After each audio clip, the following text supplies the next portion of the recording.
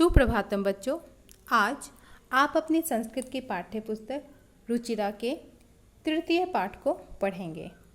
यह तृतीय पाठ का भाग 2 है, अर्थात तृतीय पाठ पर ये दूसरा वीडियो है। आपके पाठ का नाम है स्वावलंबनम, अर्थात अपने आप पर निर्भर रहना। पिछली कक्षा में हमने इस पाठ के कुछ भाग को पढ़ा था कि श्रीकंठ और कृष्णमूर्ति दो मित्र थे। श्रीकंठ के पिता समृद्ध और धनी थे।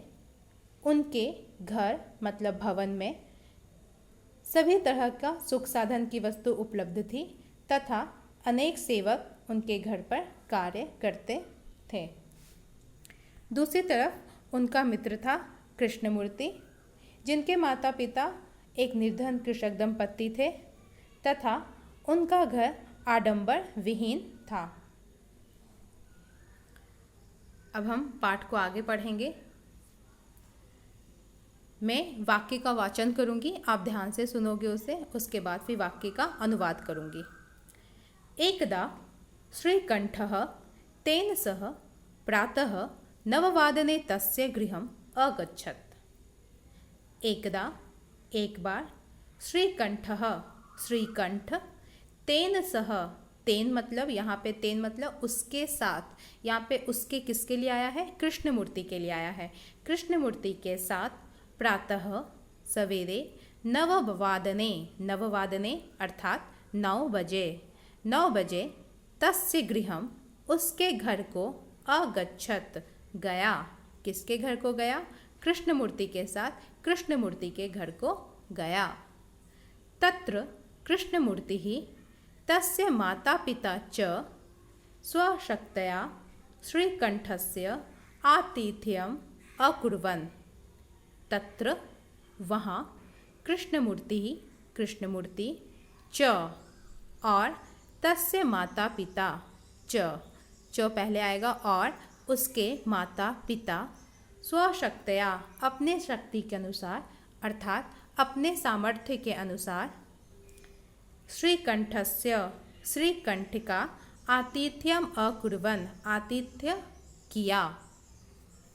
आतिथ्य मतलब क्या हुआ? सेवा सत्कार। जब हमारे घर में कोई मेहमान आते हैं तो हम उनको अतिथि बोलते हैं और अतिथि की जो हम सेवा सत्कार करते हैं उसको आतिथ्यम हुआ। वही आतिथ्यम सेवा सत्कार किया।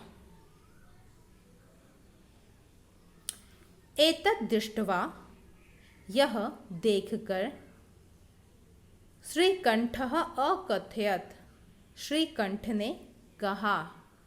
अब क्योंकि उसका अतिथि सत्कार किया तो अब श्रीकंठ ने क्या कहा? श्रीकंठ ने कृष्णमूर्ति से कहा। देखते हैं क्या कहा। मित्र अहम भवताम सत्कारेण संतुष्टो अस्मि। हे मित्र, अहम मैं भवताम आपके सत्कारेण सत्कार के द्वारा मतलब सेवा के द्वारा संतुष्टो अस्मि संतुष्ट हो गया हूँ। ठीक है, संतुष्ट मतलब क्या? एकदम खुश हो गया है।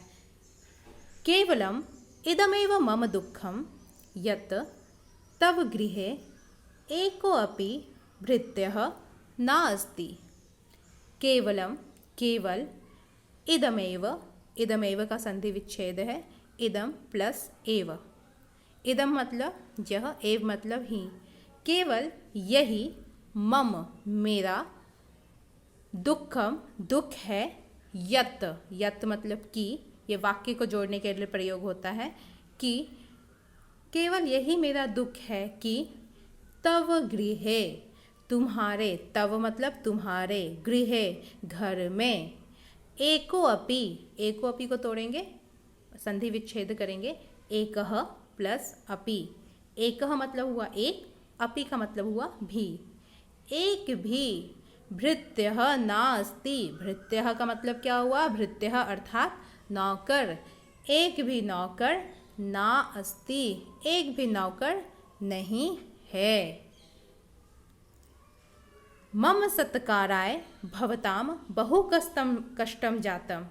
मम मेरे, सत्काराय मेरे सेवा में भवताम आपको बहु कष्टम जातम बहुत कष्ट हुआ। मेरा सेवा करने के द्वारा आपको क्या हुआ, बहुत कष्ट हुआ। मम गृहे तु बहवः कर्म कराः सन्ति, मेरे घर में तो बहवः मतलब अनेक, बहुत, बहुत या अनेक, कर्म कराः मतलब होता है काम करने वाले, तो कर्म कराः मतलब हो गया अनेक काम करने वाले, वही सेवक समझ लो आप। बहुत काम करने वाले संति हैं।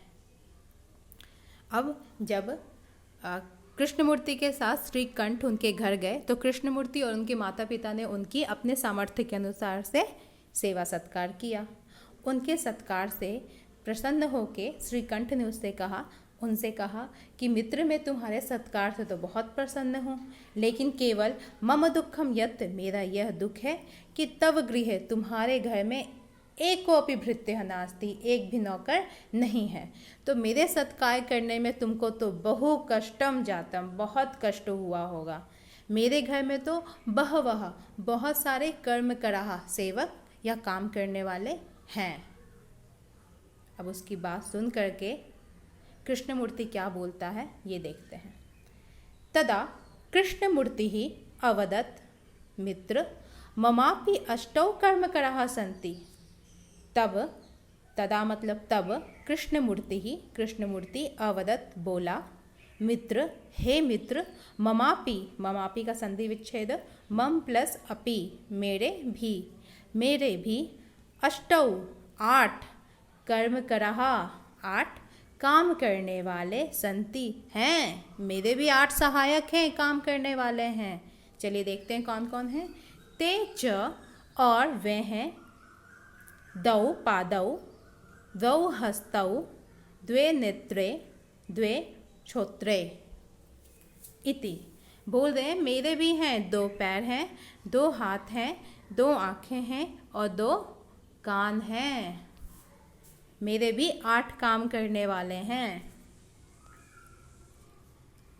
एते प्रतिक्षणम मम सहायकः, ये प्रतिक्षणम मतलब कि प्रत्येक क्षण, हर समय, मम सहायका, मेरे सहायक हैं, ये हर क्षण मेरे सहायता करते हैं। आप खुद सोचो ना, आपके दोनों हाथ, दोनों पैर, दोनों कान, दोनों आँखें हमेशा आपकी सहायता करती हैं, हर सेकंड, एक पल भी आपका साथ नहीं छोड़ती है। किंतु तव भृत्यः सदैव सर्वत्र न उपस्थितः भवितुं न शक्नुवन्ति।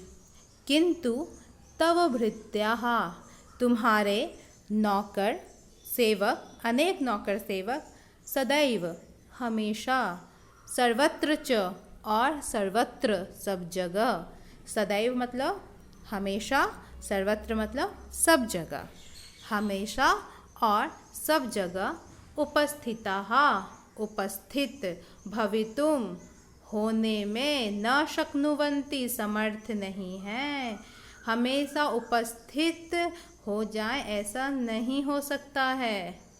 ठीक है, सही बात है ना। अब जैसे कि श्रीकंठ कृष्णमूर्ति के घर पे ही आया है, तो उसके जो अनेकों भृत्या हैं, जो अनेकों कर्म करा सहायक हैं उनके घर में, वो तो साथ में नहीं आए हैं, वो तो अकेले ही आए हैं ना।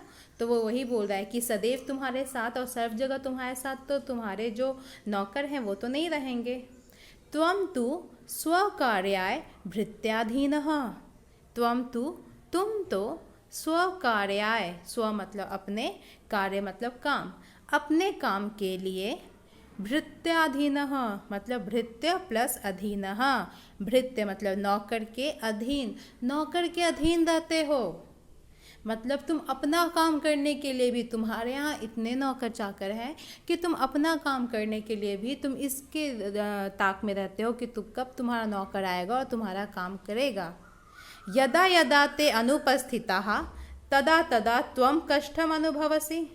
यदा यदा जब जब, ते वे, अनुपस्थिता जब जब वे अनुपस्थित रहते हैं मतलब नहीं आते हैं, तदा तदा या फिर नहीं रहते, अनुपस्थित मतलब नहीं रहना, नहीं रहते हैं, तदा तदा तब तब, त्वं तुमको, कष्टम अनुभवसी कष्ट, दुख, परेशानी, अनुभवसी अनुभव होता है।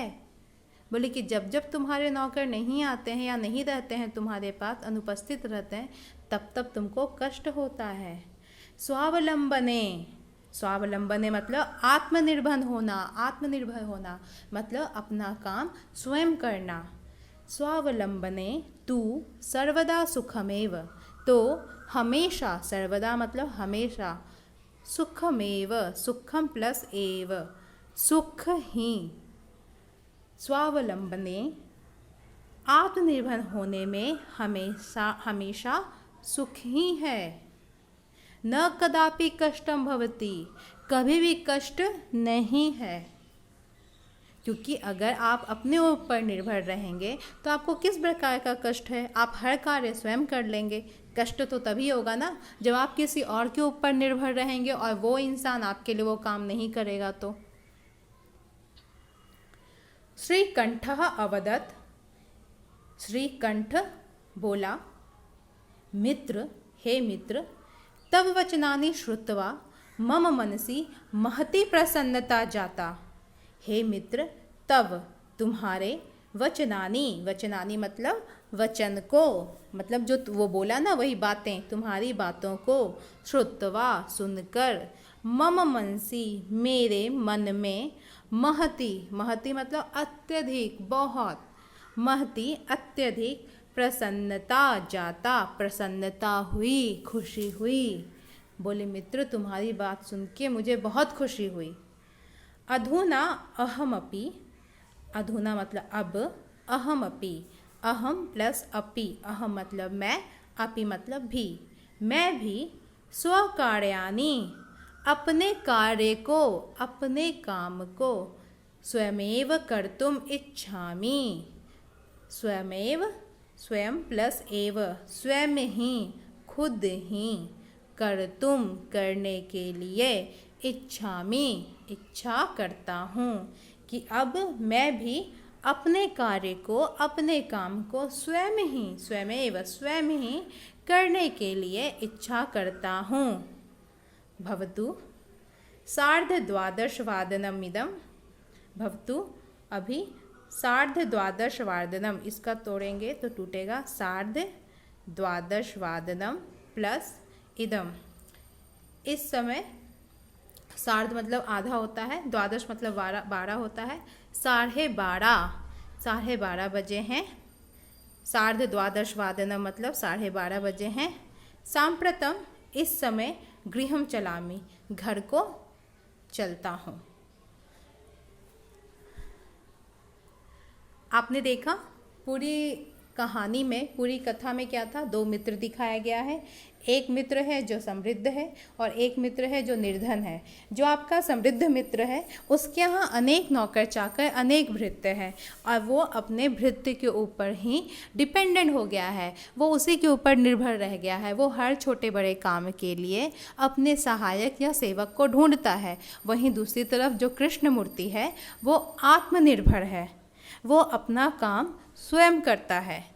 तो वो यही शिक्षा अपने मित्र श्रीकंठ को देता है कि स्वयं अपना काम करना चाहिए, दूसरे के ऊपर निर्भर नहीं रहना चाहिए, क्योंकि जब दूसरा नहीं रहेगा तो वो काम नहीं हो पाएगा, तो तुम्हें बहुत कष्ट होगा। और उसकी इस बात को सुन करके उसका मित्र श्रीकंठ जो है वो बहुत ही प्रसन्न होता है और वो ये प्रण लेता है कि आज से मैं भी अपना काम स्वयं ही करूँगा। बच्चों, आज के लिए इतना ही। आपका ये पाठ समाप्त हुआ। आपको मैंने पिछली कक्षा में संख्या 1 से 20 तक याद करने के लिए कहा था, वो आप लोग याद कर लीजिए।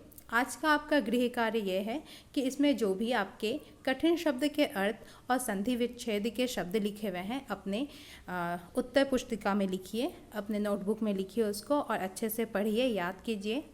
अगली कक्षा में हम, जो आपका अगला क्लास होगा, उसमें हम लोग संख्या 21 से लेके 50 तक की संख्या को पढ़ेंगे।